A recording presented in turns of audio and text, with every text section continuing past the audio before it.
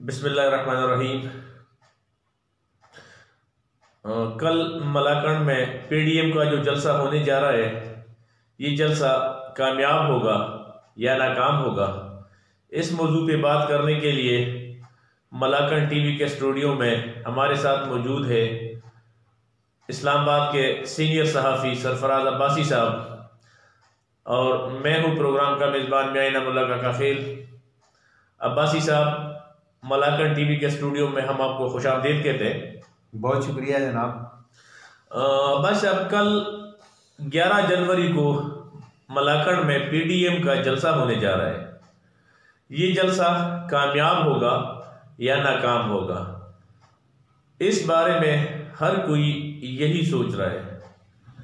ये बताइएगा कि जो जलसा होने जा रहा है, मेरे ख्याल में, जो मेरा अपना सोच है, मुख्तलिफ पार्टियों की जो क़ियादत है, जो सरबराहान है, उनकी शिरकत यहाँ पे कुछ मशकूक नज़र आ रही है। तो आप क्या समझते हैं कि ये जलसा कामयाब होगा या नाकाम होगा? शाह साहब, सबसे पहली बात तो ये है कि पीडीएम इस मुल्क की वाहिद वो तहरीक है जो इस वक्त खुसूसन अपने सियासी मकासद के लिए जो है पॉलिटिकल पार्टीज़ जो है वो लोगों को इस्तेमाल कर रही हैं। लेकिन साथ साथ अगर देखा जाए तो महंगाई, गुर्बत, बेरोज़गारी और अफलास की जो कंडीशन आ गई है मौजूदा दौरे हुकूमत में, असल जो वजह है वो ये है, ठीक है, जिस वजह से लोग निकलते हैं। दूसरा, कामयाबी या नाकामी का जो सिलसिला है वो क़यादत का मकसद यही होता है कि अवाम तक एक पैगाम पहुंचाना। दूसरा ये कि अंदर खाने जो है मलाकंड के अंदर पीपल्स पार्टी भी तकसीम है, बाकी जेयूआई भी तकसीम है। उनके जो वहाँ टिकट के उम्मीदवार हैं पीपल्स पार्टी के और अपना जेयूआई के, ये दीगर जमातों के, वो अलग-अलग जो है अपने टास्क पे बंदे जो है वो इकट्ठे कर रहे हैं। तो इसका मतलब ये है कि वो बंदे जितने भी इकट्ठे हो रहे हैं वो पीडीएम के जलसे के लिए इकट्ठे हो रहे हैं। ये कतई तौर पे ये मकसद नहीं है कि वो जो है अलग-अलग किसी और मकसद के लिए बंदे जो है वो इकट्ठे होंगे या उनका कोई और मिशन होगा। असल जो मकसद है वो यही है कि पीडीएम के जलसे के लिए, चाहे वो कोई भी उम्मीदवार हो, आइंदा मुस्तकबिल में जो उनके टिकट के उम्मीदवार हैं, ठीक है, वो जमा कर रहे हैं। अच्छा, बस मुझे ये बताइएगा कि क्या मरियम सफदर या सफदर साहब हो या बिलावल भुट्टो जो है वो इस जलसे में शिरकत करेंगे?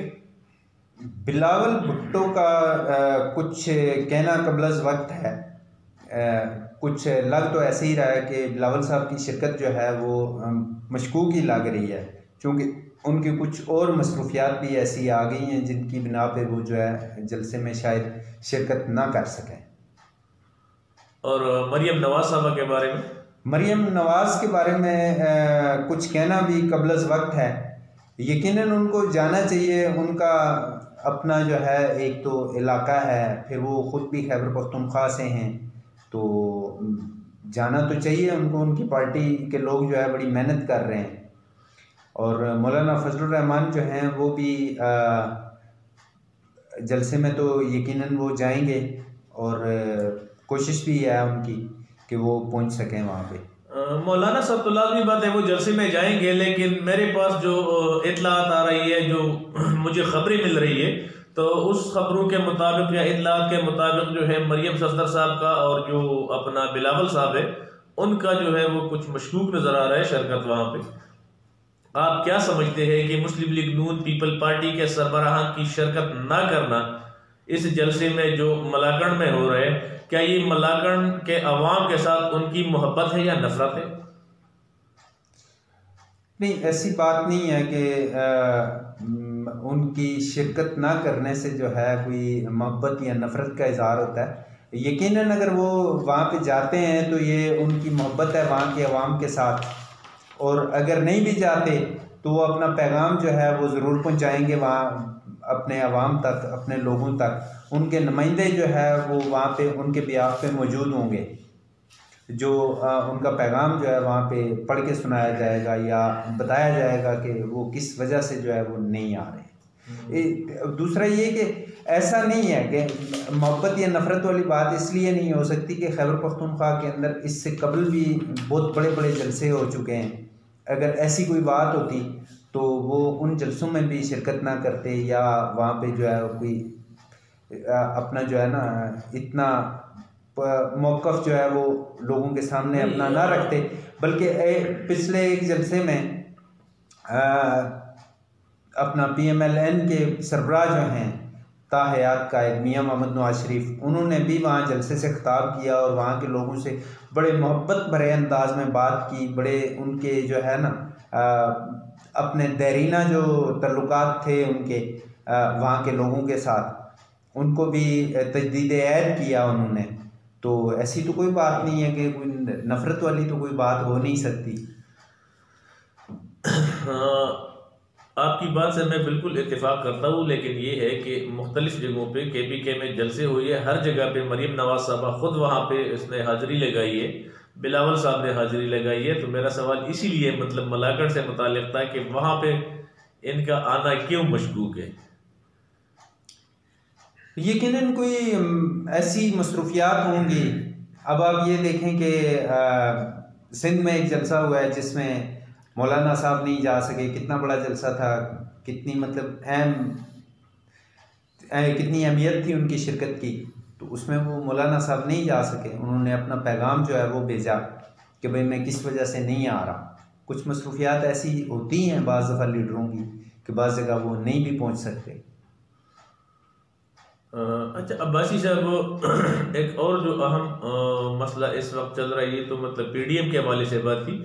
अभी जो गवर्नमेंट ऑफ पाकिस्तान और सऊदी अरब के दरमियान जो सूरत हाल चल रही है, तो उसके मुतालिक जो है जो सूरत हाल है, आप क्या समझते हैं कि पाकिस्तान ने चीन से कर्जा लेके सऊदी अरब को वापस कर दिया, और यहाँ पे हम लोग जो है खुश हो रहे हैं कि जी पाकिस्तान ने सऊदी अरब को 3 अक़सात में जो है कर्जा वापस कर दिया। हालांकि ये पैसे एक जगह से कर्ज लेके दूसरी जगह वापस कर दिया गया।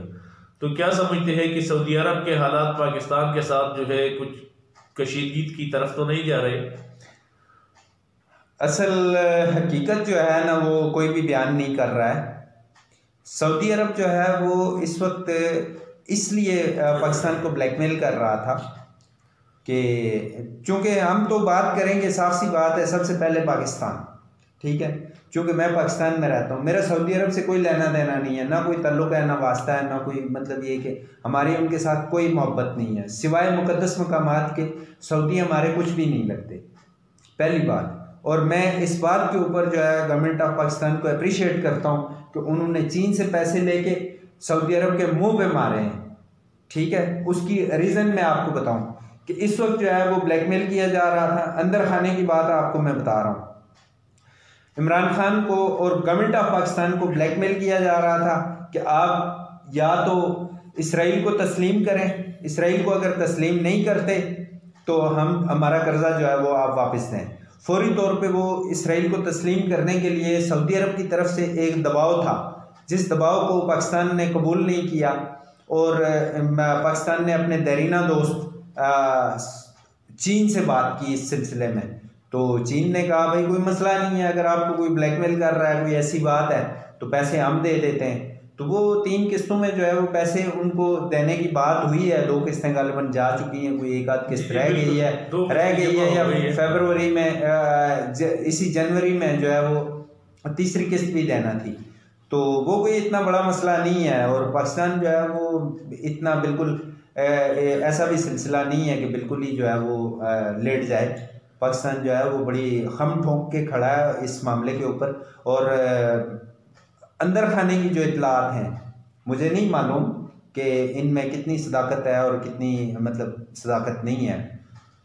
हमारे वज़ीर आज़म ने बाकायदा कह दिया कि बानी पाकिस्तान मोहम्मद अली जिन्ना ने, ठीक है, अगर उस वक्त तस्लीम नहीं किया या उस वक्त किसी कोई इशू था तो उसके ऊपर जो है हम डटे हुए हैं और हमारे पासपोर्ट पे लिखा हुआ है, ठीक है, हम नहीं तस्लीम करते इस तरह से। तो असल जो इशू था वो इसराइल को तस्लीम करने का इशू था, जिसके ऊपर जो है वो बात हमारी थोड़ी सी जो है सऊदी अरब के साथ ताल्लुकात कशीदा हैं। लेकिन वो कोई इतना बड़ा इशू नहीं है। मतलब सऊदी अरब कभी भी पाकिस्तान को, एक चीज़ में आप जहन में रखें कि सऊदी अरब की सर्वाइवल जो है वो पाकिस्तान के बगैर मुमकिन ही नहीं है, क्योंकि इस तरह से उनको कोई प्रोटेक्ट नहीं कर सकता जिस तरह से पाकिस्तान उनको प्रोटेक्ट करता है, या पाकिस्तान आर्मी जो है उनको प्रोटेक्ट करती है। इस तरह से कतई तौर पे पूरी दुनिया में उनको कोई मुल्क भी ऐसा नहीं मिल सकता, ना इससे पहले था और ना इसके बाद होगा। हर मुश्किल वक्त में जो है सऊदी अरब ने पाकिस्तान से मदद मांगी है, और हर मुश्किल वक्त में जो है पाकिस्तान ने सऊदी अरब की मदद की है। ये बात मतलब माननी पड़ेगी। लेकिन एक कुछ खबरें जो गर्दिश कर रही है कि सऊदी अरब जो है वो नवाज शरीफ को सरकारी प्रोटोकॉल के साथ सऊदी अरब ले जाने की तैयारी कर रही है। इसमें कोई हकीकत है? क्या समझते हैं आप कि ये खबरें जो है जो गर्दिश कर रही है ये हकीकत है या वैसी अफवाहें हैं? देखिए, जहाँ तक मियाँ मोहम्मद नवाज शरीफ साहब का ताल्लुक है, वो 3 बार जो है पाकिस्तान के प्राइम मिनिस्टर रहे हैं। इसमें कोई दो राय नहीं है कि उनके ज़ाती मरासिम भी हैं। ज़ाती मरासिम के साथ साथ उनकी सऊदी शहजादों के साथ या सऊदी शाही ख़ानदान के साथ उनकी रिश्तेदारी भी है। शायद आपको इस बात का इल्म हो। जी, ठीक है, जलावतनी के दौर में जो है मियाँ साहब की एक साहबजादी जो हैं, ठीक है, उनकी वहाँ शादी भी हुई। ठीक है, वो उनके तो मतलब घरेलू टर्म्स हैं, घरेलू मरासम है, और फिर रिश्तेदारी भी है उनकी। तो वो अगर उनको बुलाते हैं वहाँ पे या उनको प्रोटोकॉल देते हैं तो उसमें जो है वो मैं समझता हूँ कि पाकिस्तान की ही इज्जत है। कोई ऐसी बात नहीं है कि उसमें कोई जो है वो कोई किसी की सबकी होगी या कोई ऐसा मामला होगा। गवर्नमेंट ऑफ पाकिस्तान के साथ जो है वो ताल्लुकात अपनी जगह पर, लेकिन एक साबिक पाकिस्तानी वज़ीर आज़म जो 3 बार मुल्क का वज़ीर आज़म रहा हो, उसके साथ उनके ताल्लुकात अपनी जगह पर जो है वो एक अलहदा जो है उनकी रिश्तेदारी। लेकिन यहाँ पे ये है कि नवाज शरीफ साहब जो है वो पाकिस्तानी अदालतों से सजा याफ्ता है। तो मुझे ये बताइएगा बासी साहब कि पाकिस्तान और सऊदीया के ताल्लुकात पे इसमें कोई बात तो नहीं आएगी? क्या पाकिस्तान और सऊदीया के ताल्लुकात में नाकामी तो नहीं आएगी अगर मियाँ मोहम्मद नवाज शरीफ जो है वो सऊदी अरब उनको सऊदी अरब ले जाते हैं? तो इसमें कोई ताल्लुकात में खराबी तो नहीं आएगी?